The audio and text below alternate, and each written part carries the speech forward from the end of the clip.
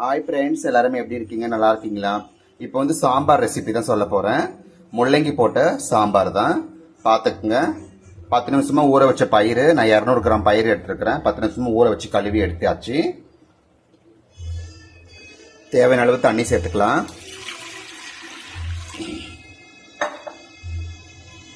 கல்லுப்பு சேர்த்துக்கலாம்.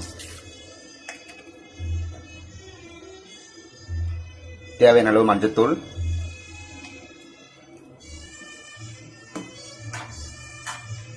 கொத்தமல்லி, பூண்டு, பச்சை மிளகாய் ஒரு 6 வெங்காயம், பெரிய வெங்காயம் ஒரு 6 போட்டிருக்கேன். தக்காளி ஒரு 6 சேர்த்துக்கலாம். பெரிய வெங்காயம் மீடியம் சைஸ் தான், ரொம்ப பெருசு இல்லை, மீடியம் சைஸ் 6 வெங்காயம், 6 தக்காளி, ஒரு 6 பச்சை மிளகாய் கலக்கி விட்டுட்டு பெருங்காயம் சேர்த்துக்கலாம்.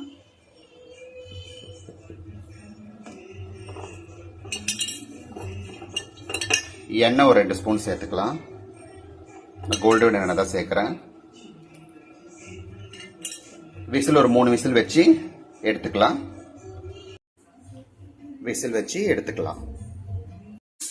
கட்டி நல்லா காஞ்சிருக்குது. ஒரு சைடு விசில் வந்துட்டு இருக்குது சாம்பாருக்கு. இப்போ வந்து நம்ம கோல்டன் எண்ணெய் தான் சேர்க்க போகிறோம். தேவையான அளவுக்கு சேர்த்துக்குங்க.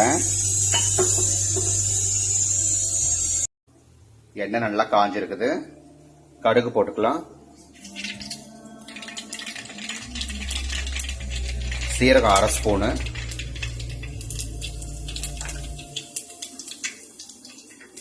பூண்டு ஒரு 4 பூண்டு வந்து தட்டி எடுத்துக்குங்க. ஒரு 4 காஞ்ச மிளகாய் கிள்ளி வச்சுக்கோங்க. கருவேப்பிலை, வெங்காயம் ஒரு வெங்காயம் சிறுவாக கட் பண்ணி வச்சுக்கோங்க. நல்லா பொரியட்டும்.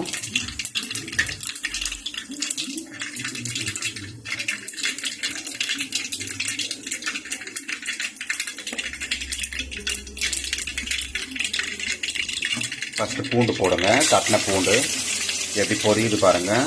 டேஸ்டாக இருக்கும் சாம்பார். காஞ்ச மிளகாய் போடலாம். கருவேப்பிலை போடலாம்.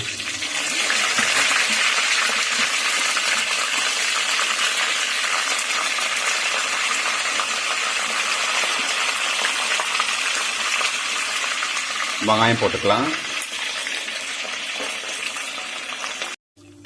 வதக்கிக்கலாம். நல்லா பொன்னிறமாக ஆகட்டும். நல்லா தாளிப்பில் கொஞ்சம் பெருங்காயம் சேர்த்துக்கலாம். இன்னும் நல்லா வாசனையாக இருக்கும்.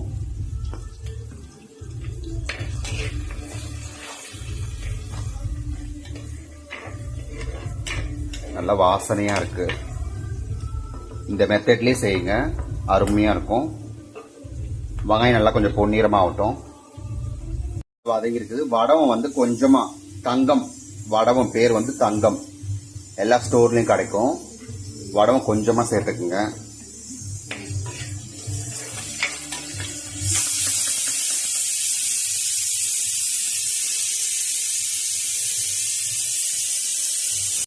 வெங்காயம் நல்லா வதங்கிடுச்சு.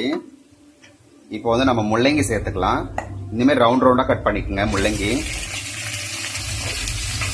முள்ளங்கி வந்து நல்லா வதங்கணும் எண்ணெயில.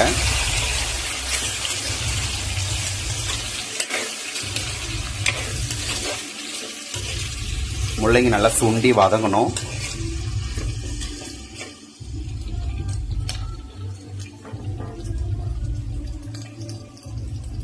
வதங்கட்டும். நம்ம கொஞ்சம் மூடி போட்டுக்கலாம். நெல்லிக்காய் சைஸ் கொஞ்சமா புளி ஊற வச்சுக்கலாம். சாம்பாருக்கு ஊறட்டும். கலரி வச்சுக்கலாம். நல்லா வதங்கி இருக்க பாருங்க. முள்ளங்கி இந்த அளவுக்கு வதங்கணும். எண்ணெயிலேயே வேகுது பாருங்க காய் முள்ளங்கி. அதான் ஒரு டேஸ்டா இருக்கும்.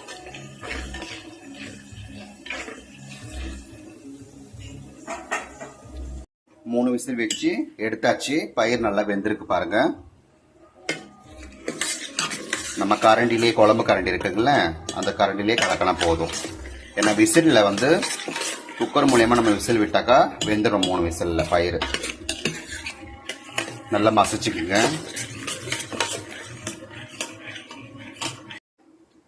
கொஞ்சமா புளி தண்ணி சேர்த்துக்கலாம். நம்ம ஊற வச்சது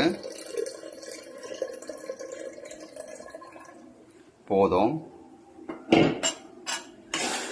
நல்லா கலக்கி விட்டுக்குங்க.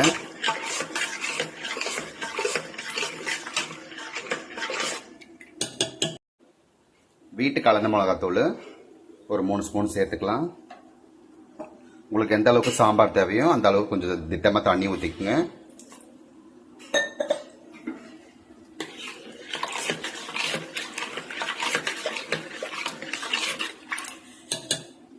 நல்லா சூப்பரா இருக்கு, நல்ல வாசனையா. இப்ப நம்ம இதில் சேர்த்துக்கலாம்.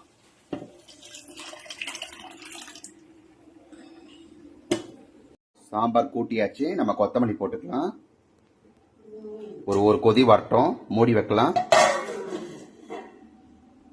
நல்லா 5 நிமிஷமா கொதிச்சிடுச்சு. பாருங்க எவ்வளவு அருமையா இருக்கு பாருங்க சாம்பார், முள்ளங்கி சாம்பார்.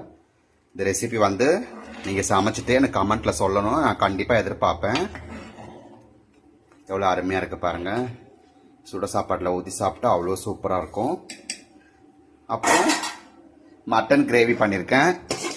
இந்த ரெசிபி நான் இன்னொரு நாள் சொல்றேன் உங்களுக்கு எல்லாருக்குமே. இந்த முள்ளங்கி சாம்பாருக்கும் மட்டன் தொக்குக்கும் அவ்வளோ சூப்பரா இருக்கும். பாருங்க எவ்வளோ அருமையா இருக்கு மட்டன் தொக்கு. சுட சுட சாதம் எவ்வளோ அருமையா இருக்கு பாருங்க. காம்பினேஷன் சூப்பரா இருக்கு. ஓகே, ஸ்டவோட சமைக்கிறப்ப கொஞ்சம் லவ்வோட சமைங்க. நல்லா இல்லாத சமையல் கூட கெத்தா தூக்கலா இருக்கும். ஓகே, பாய்.